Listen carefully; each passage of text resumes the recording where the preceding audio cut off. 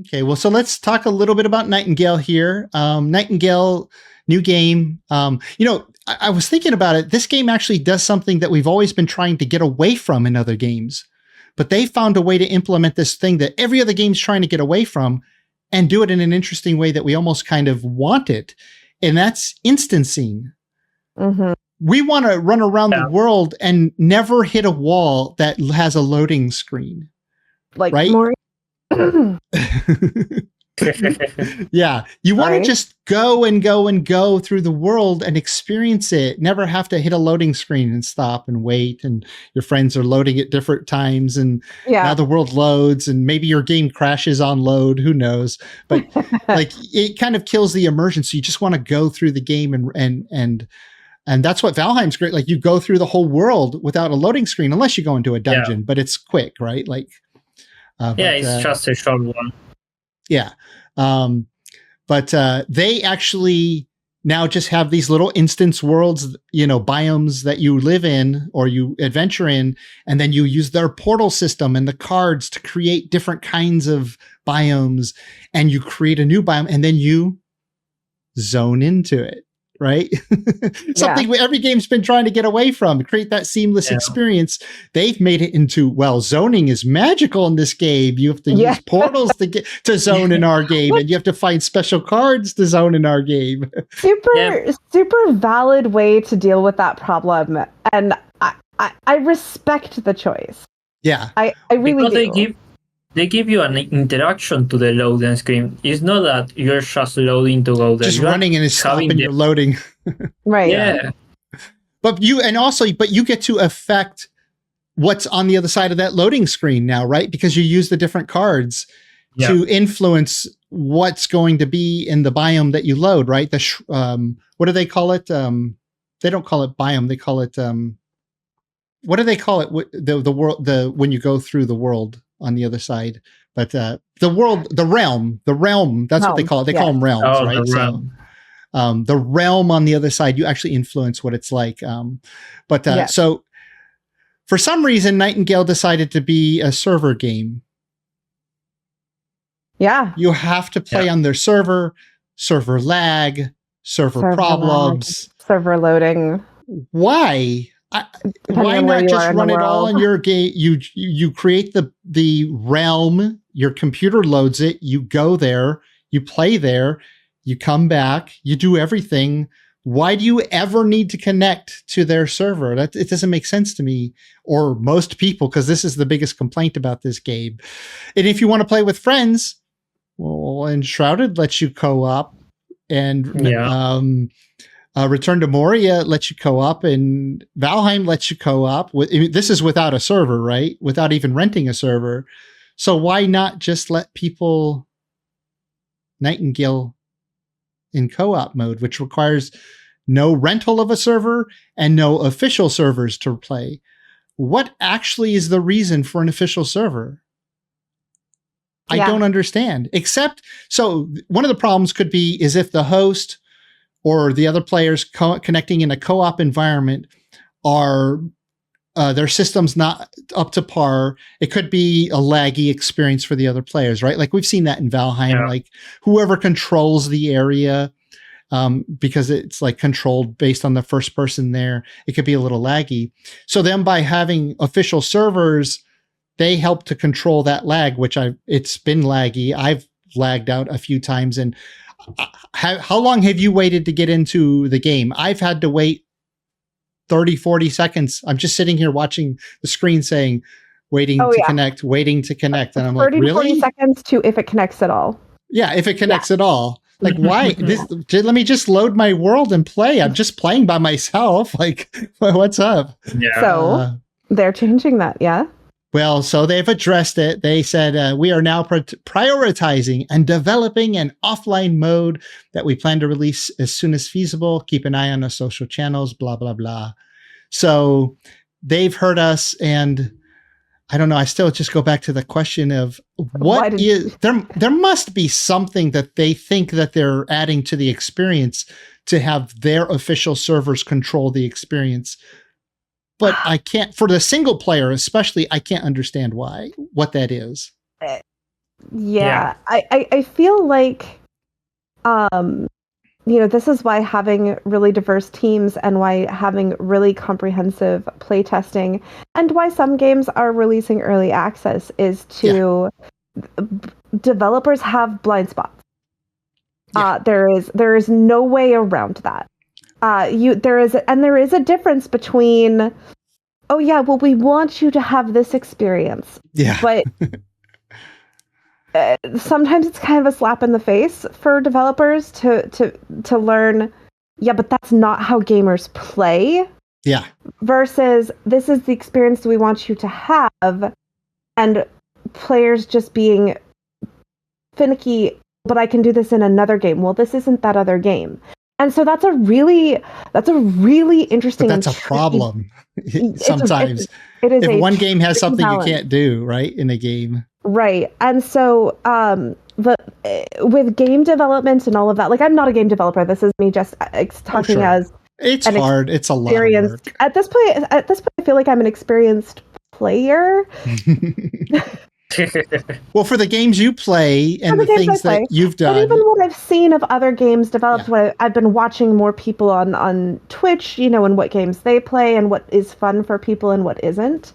Like Helldivers, super fun game, super fun gameplay. They nailed so many good things in Helldivers. It's not my kind of game. But I used to be my kind, but not watching anymore. People play it. Yeah. And people playing it, it's fun to watch them have fun. Yeah. Nightingale is weird because either you love it or you find the experience frustrating. And because a lot of people love the dynamic nuance, almost unlimited way that you can figure things out in the game. And other people feel that it is complex in a way not fun. Well, yeah, that's why a game like Valheim or Minecraft or certain games that are like a little simpler in their presentation, especially early game, and more intuitive, you go and you like this, you take to it right away. Nightingale, I felt totally overwhelmed. I only played for 10 hours and I had more recipes and things I can make than I think in Valheim when you complete the game. When you complete Valheim, you don't have as many things you can build after 10 hours in Nightingale. At least that's how it feels. It may not be like true, but it's not even about whether it's true. It's about how do I feel after 10 hours? I feel overwhelmed. I bought in 10 hours. I own everything from the first vendor. Essence was way too easy to get, and I never used the exploit, which we'll talk about. I just killed a lot of branches and bushes and stuff, and I turned it in. I got all the essence, and I bought everything the vendor had. And then I thought, I've played for 10 hours. I already have everything. Nope. That's not how a game should be. 10 hours, you should build pieces and everything in 10 hours. You don't have everything. No, but Trust me. Yeah. I have everything that vendor had available for me at the time, right? Yeah. But I was so overwhelmed. Yeah. By everything that I had. I was standing at my base looking through everything going, what should I add to? I don't know. There's so much stuff here. Let me go play Enshrouded. So I literally did that.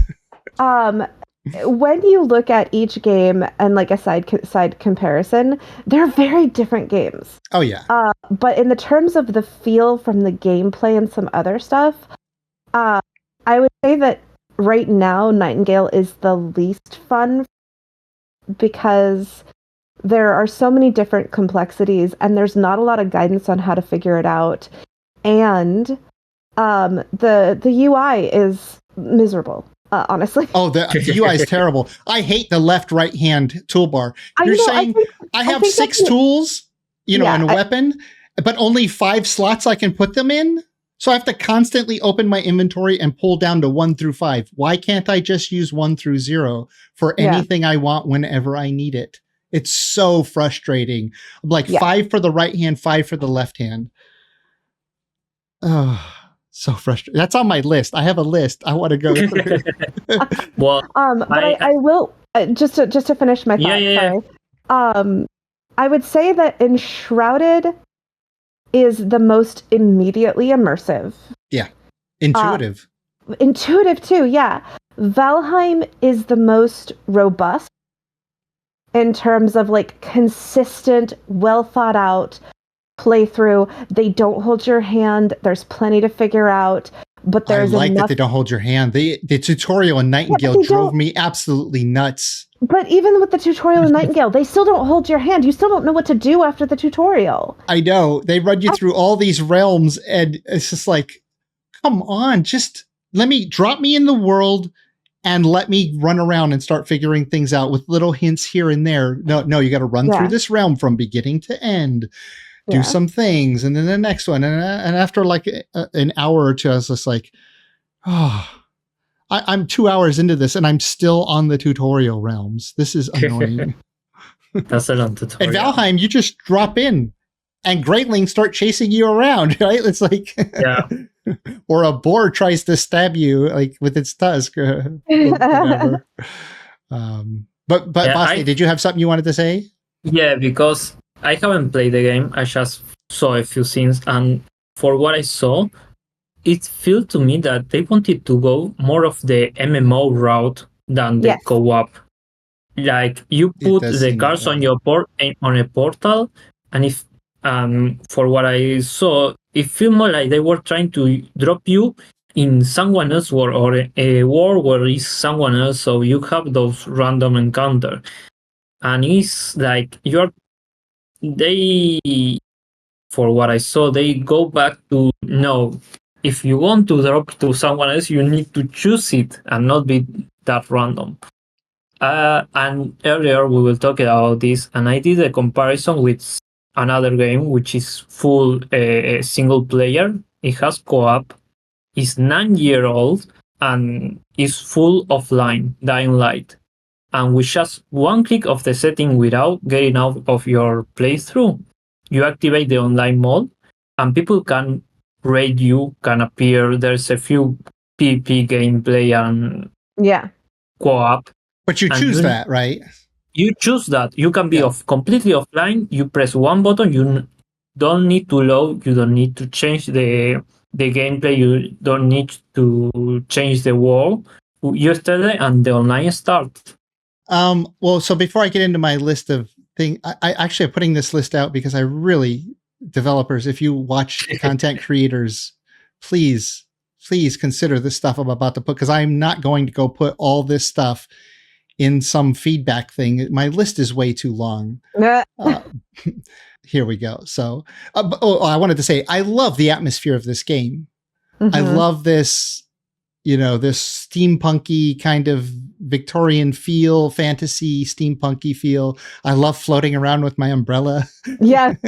That's so much fun. I mean, it's like a glider, but you get it early on, which is fun. And they have a good idea on their hands.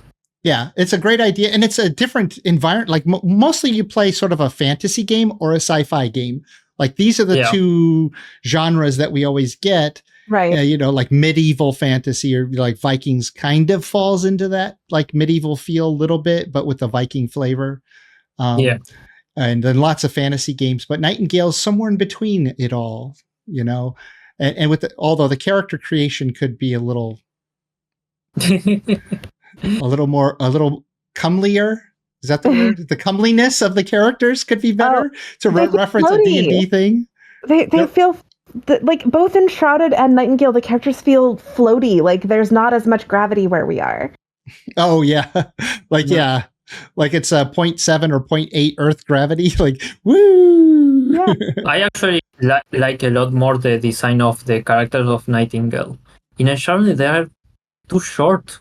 Oh. They're more like the dwarf of Return to Moria than actual human, like the picture. Yeah. Like that's the style. Yeah, you're more. That's why you can build hobbit houses.